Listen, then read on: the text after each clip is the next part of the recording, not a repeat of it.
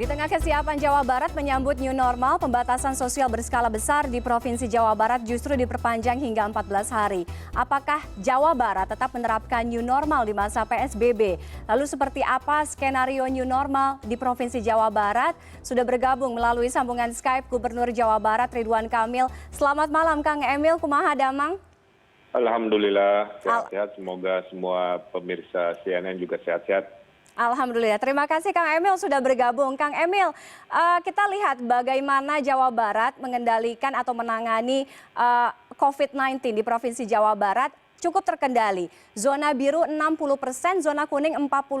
Tadi Kang Emil juga sudah sampaikan sore hari tadi. Kenapa PSBB Jawa Barat justru malah diperpanjang 14 hari? Sudah ada tidak wilayah zona merah lagi kan sebenarnya? Ya, jadi gini Mbak, kita kan sudah memberlakukan PSBB secara provinsi maksimal ya.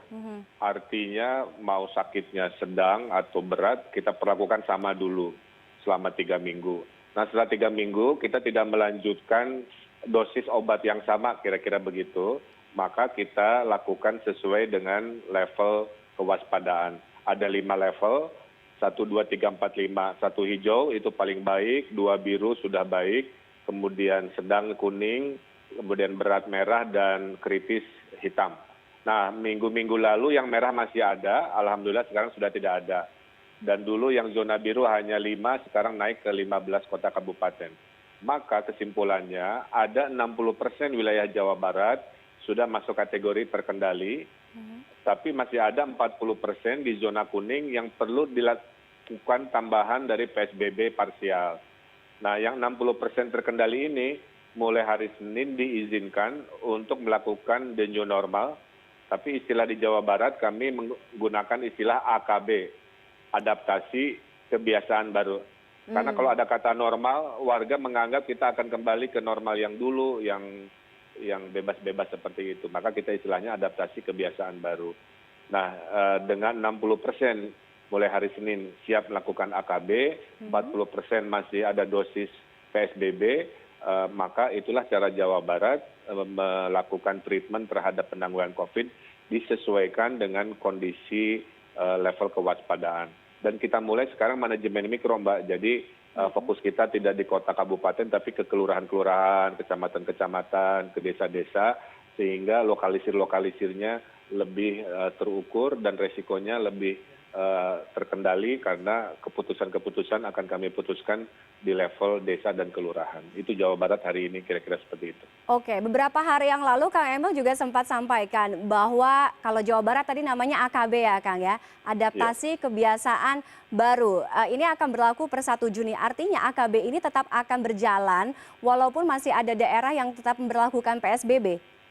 Betul, jadi 60% diizinkan melakukan AKB, yang 40% harus menahan diri dulu, kecuali bisa membuktikan ada wilayah mikronya yang sudah hijau atau biru, maka sisanya beresin dulu nih zona-zona kuning merah di wilayahnya dengan perpanjangan PSBB. Kalau dia Bodebek, perpanjangannya hanya 6 hari sampai tanggal 4 Juni, kemudian ada 7 non-Bodebek, tapi zona kuning kami minta perbaiki lagi performanya, kewaspadaannya diperpanjangnya sampai 14 Juni. Jadi itulah Jawa Barat memberikan kemudahan kepada yang sudah siap dan memberi kewaspadaan tetap ditahan kepada yang belum siap. Ada kemungkinan berarti Kang ini akan menjadi PSBB tahap terakhir di wilayah Jawa Barat untuk zona biru dan zona kuning tadi? Selama masih ada zona kuning, kemungkinan PSBB akan kita teruskan sampai betul-betul di Jawa Barat tidak ada lagi level kuning, merah, hitam kan. Nah, kalau ternyata semua naik kelas di 12 yang sekarang masih kuning menjadi biru minggu depan atau 2 minggu lagi, maka mungkin PSBB akan kita mohonkan selesai di Jawa Barat karena prosedurnya itu PSBB harus dimintakan ke Kemenkes, juga kalau mau berhenti harus meminta izin juga ke Kementerian Kesehatan, itu prosedurnya. Tapi selama masih ada kuning, kemungkinan PSBB parsial kita teruskan. Kang Emil, ada 4 daerah kan yang siap lah sampai dengan tahap atau sampai dengan hari ini untuk menerapkan new normal atau AKB versi Jawa Barat ini. Ada Jawa Barat, DKI Jakarta, Gorontalo, kemudian Sumatera Barat. Tapi untuk Jawa Barat sendiri, seperti apa skenario adaptasi kebiasaan baru (AKB) yang nantinya akan mulai berlaku per 1 Juni nanti, Kang? Ya, yang pertama kami mulai tahap satunya di AKB ini adalah peribadatan. Jadi masjid, gereja akan didahulukan. Kami taat pada saran para ulama yang harus segera kalau memang pandemi masih tolong laporkan sehingga ibadah masih di rumah. Tapi kalau pandemi terkendali juga harus segera umumkan supaya bisa kembali ke rumah ibadah walaupun nanti dengan protokol setengah kapasitas. Maka tanggal 1 Juni yang didahulukan adalah masjid, gereja, kelenteng, dan peribadatan. Kemudian tahap 2-nya masuklah ekonomi, Mbak. Tapi ekonomi juga dibagi 2 tahap. Tahap pertama yang resiko kecil, impact besar, yaitu industri dan perkantoran. Nah, baru masuk tahap berikutnya yaitu ekonomi yang resiko besar, impact-nya sedang, yaitu retail, toko, dan mall. Jadi mall itu ada di tahap 3. Nah, baru nanti tahap terakhirnya sekolah. Sekolah ini masih debatable. Kita sedang mengukur apakah bisa dibuka di semester depan atau kita tunda ke bulan Januari. Kita cek dulu karena kita di Jawa Barat itu hampir nol, tidak ada kasus positif untuk anak sekolah karena mereka sangat disiplin kan. Jangan sampai di AKB sekolah kita buka seperti di Perancis tiba-tiba ada klaster baru di sekolah. Nah, kami tidak mau terjadi. Jadi urutannya peribadatan, kemudian ekonomi 2 tahap, kemudian baru pendidikan. Oke, untuk Jawa Barat sendiri, Kang Emil, seberapa yakin sebenarnya untuk menerapkan AKB ini, adaptasi kebiasaan baru? Kita lihat artinya gini, masih ada jumlah pertambahan kasus secara general ya, artinya untuk Indonesia. Kemudian artinya apa? Masih ada potensi munculnya second wave. Kita lihat misalnya hari ini saja ya di Korea Selatan, salah satu negara yang melonggarkan lockdown dalam beberapa minggu terakhir, kemudian mereka juga sudah beralih masa transisi ke new normal, tapi buktinya justru ada atau muncul setidaknya 79 kasus baru. Nah, artinya ini harusnya menjadi catatan untuk kita juga, jangan sampai kita dihadapkan nantinya dengan permasalahan atau situasi yang sama seperti di Korea Selatan. Ya, kalau Mbak ngambil Korea Selatan, saya ambil sampel Jepang. Jepang juga sama. Dia melakukan relaksasi dari lockdown, kemudian ada kasus di lockdown lagi. Minggu ini kan dia relaksasi lagi. Jadi memang polanya nanti begitu, Mbak. Jadi ada beberapa grafik-grafik yang naik turun, tapi naik turunnya itu mengarah mengecil kira-kira begitu.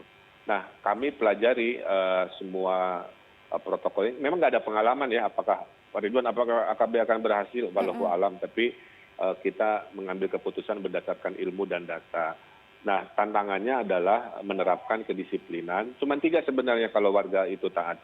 Cuma 3. 1, pakai masker, terbukti paling ampuh dalam studi. Kemudian jaga jarak. 3, cuci tangan. Kalau 3 ini menjadi kebiasaan baru yang kita adaptasi AKB tadi, maka harusnya bisa terkendali. Nah, polisi dan TNI sudah diperintahkan Pak Presiden untuk mengawal 4 provinsi ini, Mbak. Sumatera Barat, DKI, Jabar, dan Gorontalo. Nah, 21.000 tentara itu dan TNI dan Polri nanti ada di pasar, ada di rumah ibadah, ada di mall gitu kan, mengecek apakah 3 kebiasaan pakai masker, jaga jarak, dan cuci tangan ini hadir nggak di toko-toko, di retail-retail, di kantor-kantor. Nanti 14 hari sudah lewat, mudah-mudahan disiplin, maka kita akan melakukan normalitas lebih luas. Nah, sambil ini dimonitor, Mbak, kita melakukan pengetesan masif. Ada sekitar 400-an ambulan sekarang disiapkan untuk menjadi mobile rapid test. Jadi dalam ambulan ada rapid test ya. Selama new normal nanti dia mendatangi kerumunan A, B, C, ke mana, ke rumah ibadah untuk ngecek, disampling lah kira-kira. Disampling, ada anomali nggak? Kalau selama 7 hari nggak ada anomali, berarti kategori AKB tadi, adaptasi kebiasaan baru, berjalan sesuai harapan. Tapi kalau ada anomali, nah kita lokalisir. Itulah kenapa Jawa Barat memilih PSBB-nya itu, manajemennya sekarang mikro, Mbak. Tidak lagi berbasis provinsi, terlalu luas, 50 juta orang, gunung dan kota berjauhan, susah, atau berbasis kota juga masih terlalu luas. Kita akan fokus di adaptasi kebiasaan baru ini dengan manajemen mikro, yang diteliti adalah kelurahan. Ada kelurahan anomali, kita blokade. Jadi resikonya kecil lah dibanding kita melakukan manajemen skala kota kabupaten yang Jawa Barat terlalu luas. Itu metode barunya adalah manajemen mikro. Jadi tetap dipastikan ya Kang Emil, artinya selama pemberlakuan AKB nanti Jawa Barat tetap akan melakukan tes COVID secara masif ya? Betul, karena kita baru setengah dari yang dianggap WHO sebagai standar dunia. Korea Selatan itu ngetesnya Mbak 0,6% dari jumlah penduduk mereka 50 juta, kan 300.000 yang dites. Nah, Jawa Barat juga kebetulan sama 50 juta. Berarti tesnya harus 300.000, kita baru 150.000.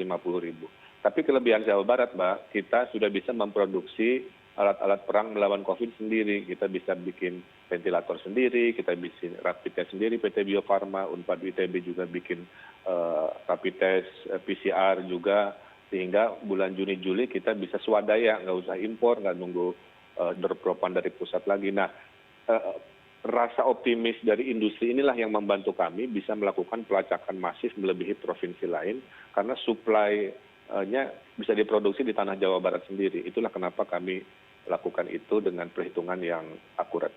Oke, Kang Emil, kalau untuk Provinsi Jawa Barat kan sebenarnya berarti artinya gini, kalau saya tangkap